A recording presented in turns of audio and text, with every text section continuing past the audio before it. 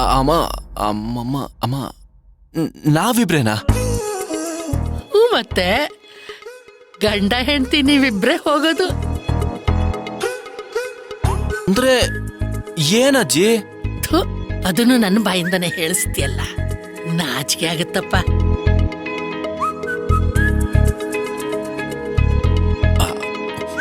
ಅಜ್ಜಿ, ಇವಾಗ ಅದಕ್ಕೆ ಅರ್ಜೆಂಟ್ ಏನು ಅಂತ.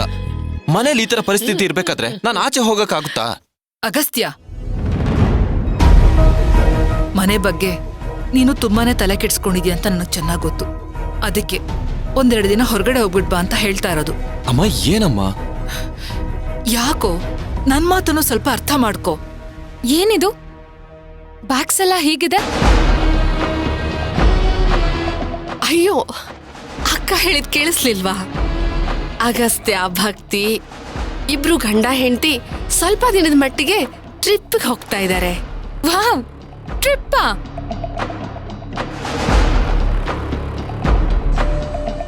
ನನ್ಗೂ ಮನೇಲಿ ತುಂಬಾನೇ ಬೋರ್ ಆಗ್ತಾ ಇತ್ತು.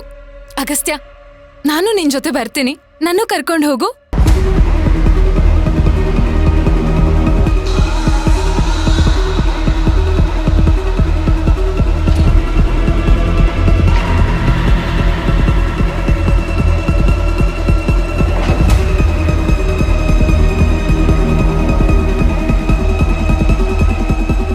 ಅಲ್ಲಮ್ಮ ಛಾಯಾ, ಗಂಡ ಹೆಂಡತಿ ಮಧ್ಯೆ ನೀನ್ ಹೋಗಿ ಏನ್ ಮಾಡ್ತೀಯೇ?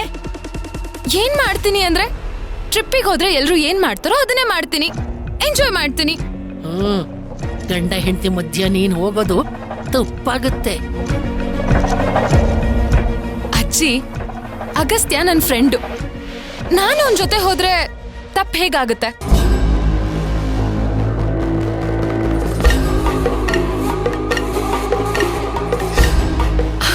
ನೀನ್ ಹೇಳ್ತಿರೋದ್ರಲ್ಲಿ ತಪ್ಪೇನೂ ಇಲ್ಲ ಛಾಯಾ. ಆದ್ರೆ ಅಗಸ್ತ್ಯ, ಭಕ್ತಿ ಇಬ್ರು ಗಂಡ ಹೆಂಡತಿ ಅನ್ನೋದು ನಿನಗ್ ಸರಿಯಾಗಿ ಅರ್ಥ ಆಗಿಲ್ಲ ಅನ್ಸುತ್ತೆ.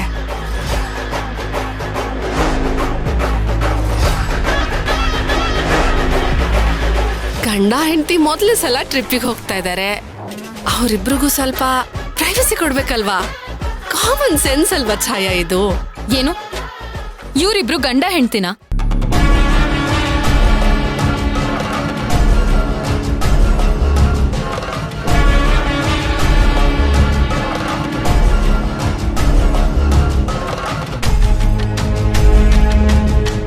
ಛಾಯಾ, ಯಾರ್ ಮುಂದೆ ಹೇಗ್ ಮಾತಾಡ್ಬೇಕು ಅನ್ನೋದು ಗೊತ್ತಿಲ್ವಾ ನಿನಗೆ?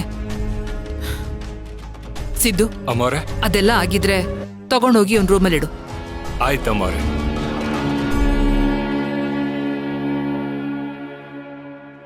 ಅಂತದ್ ನಾನೇನ್ ಮಾತಾಡ್ದೆ ಆಂಟಿ? ಸುಮ್ನೆ ಕಾಟಾಚಾರಕ್ ಜೊತೆಲಿದ್ದಾರೆ ಇವರಿಬ್ರು ಅಷ್ಟೇ.